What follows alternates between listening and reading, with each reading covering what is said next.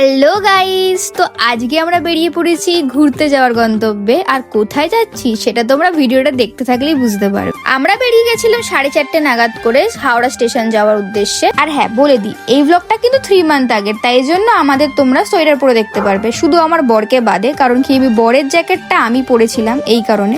সেই সময়টা করে সকালে গরম লাগলেও কিন্তু ভোরবেলা প্রচুর ঠান্ডা ছিল। তাহলে তোমরা ভাবছো তাহলে এত লেট করে পোস্ট করারই কি দরকার ছিল? আসলে গাইস ল্যাদ জিনিসটাই এমন। এত লেট পোস্ট করার জন্য আমি ভুলেও গেছি কোন ট্রেন করে আমরা গেছিলাম। তো যাই হোক, ট্রেনে উঠে কি কি খেয়েছি সেটা তো তোমরা দেখেই ফেলেছো। আমি আর আমার বর গেছিলাম আমার মা বাবার সাথে ঘুরতে। হ্যাঁ, মা বাবাই নিয়ে গেছিল আমাদের তারাপীঠে। আগের ইয়ারেও তারাপীঠ গেছি আর এইবারও আমাদের মায়ের ডাক পড়েছে, তাই জন্য আমরা এই বছরও আবার চলে এলাম। তো বাবা আগে থেকে রুম বুক করে রেখেছিল আর এই রুমটা দিয়েছিল আমাদের। রুমটা এতটাই সুন্দর, বাথরুমটাও খুবই বড় ছিল, আমাদের তো খুবই পছন্দ হয়েছিল। তো তোমরা দেখতেই পাচ্ছ হোটেলে ঢুকতে না ঢুকতে এদের শুরু হয়ে গেছে দুষ্টুমি। তো আমরা তো ভালোভাবে হোটেলে পৌঁছে গেলাম, আমরা রুমেও চলে এসেছি। এবার তোমাদের সঙ্গে দেখা করছি নেক্সট ভিডিওতে। নেক্সট ব্লগে আমরা কি কি করছি তোমাদের সঙ্গে শেয়ার করব।